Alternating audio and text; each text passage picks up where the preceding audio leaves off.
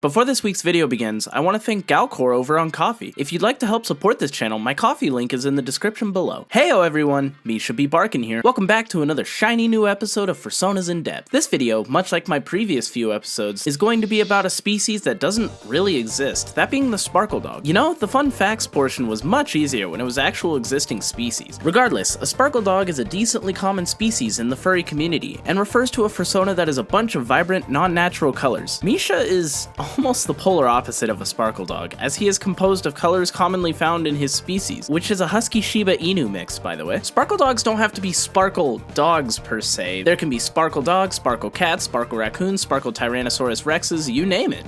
SparkleDogs are just a common name for them all. And now, to introduce today's guest, Wikiwolf Studios. Wikiwolf is a good friend of mine online, and is an artist and Twitch streamer, usually streaming art or playing games with friends. They make amazing art, and almost always have commissions open, or openings, so be sure to check them out after the video. Anyways, on to the questions. What is your name and Sona? Hello, my name is Wiki, and I am a SparkleDog. How involved are you in the furry community? I'm pretty involved in the furry community. I'm a fursuiter and an artist, and most of my art commissions are furry related, so I'd say my entire job revolves around it, and most of my friends are furries. What made you choose the SparkleDog as your Sona? What made me choose the SparkleDog as my Sona is that I really enjoy the 2000s aesthetic, and honestly, I made her when I was younger, so it just kind of stuck and never changed. How did this Sona come to be? I had originally designed my Fursona on an app called Flipnote Studio on the DSi, and she kind of stuck with me, and I made her when I was super young, so of course she automatically has the SparkleDog aesthetic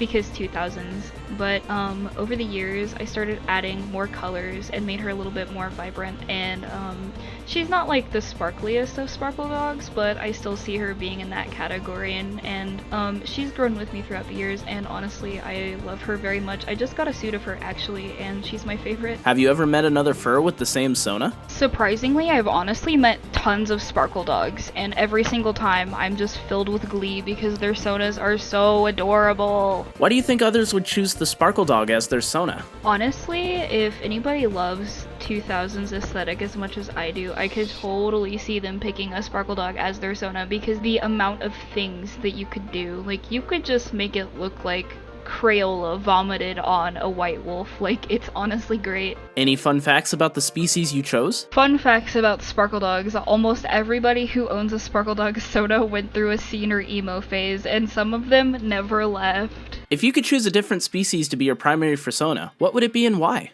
Honestly, I could see myself being some type of cat. I definitely have cat-like behaviors sometimes because cats are huge brats, but I could see myself being some kind of feline. I definitely more have dog energy though. Is your Fursona a reflection of you, or do they have a separate personality? So this question is hard, but it's a little bit of both. Wiki kind of has more of an outgoing personality than I do, but she definitely has a lot more of who I am, like down to, you know, her temper, down to the things she enjoys. Like, I put a lot of myself into her, and I think that's really great that I can relate so much to a character that I made, because she's kind of my comfort character, so I just kind of put a lot of myself in there. Is your Sona's species popular or not within the community? Why do you think that is? So, a dog or a wolf? Yes. A SparkleDog? No. Probably because a lot of people who make these characters get called cringy, or their character gets called cringe. But I think that the entire point of being a SparkleDog is that cringe culture is dead, and you can have fun and do whatever you want, and I hope that people in the future are able to feel comfortable making more vibrant and colorful characters, despite what anybody says. But yeah, they're not very popular, unfortunately, but I hope that people feel comfortable making SparkleDogs more in the future, so. Does your Sona have any special gimmicks or quirks that make them unique? So, Wiki likes to think that she's not a SparkleDog, but she totally is one, and everybody tells her that she is one, but she's all like, I'm not a SparkleDog, and this played into my streams because I would deny that I'm a SparkleDog, and everybody would call me one, and I even had like a sticker design for a bit that was like, I'm not a SparkleDog, and it was really funny, so that kind of stuck, and now people still bring it up and make fun of me, but I totally own the SparkleDog title now.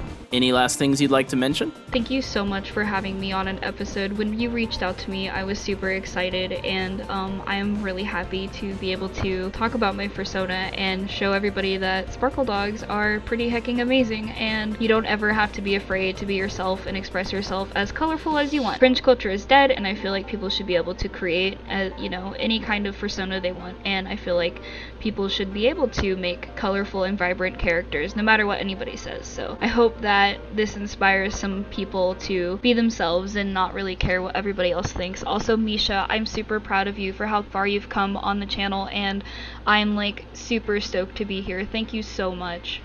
Bye everybody, don't forget to subscribe to Misha Be Barkin, and I hope that you have a wonderful day or evening. Also, I apologize greatly for my terrible microphone quality, but I hope you had a good time anyways. Bye bye! Thanks, Wiki. Links to their Twitter as well as their Twitch will be in the description below. Well, we're to the end of the video. By the way, we hit 5,000 subscribers. Thank you so much to each and every one of you who are subscribed. And for those of you who are passing by, if you liked the video, feel free to sub and check out my other content. Thanks so much for watching, and I'll see you in the next video.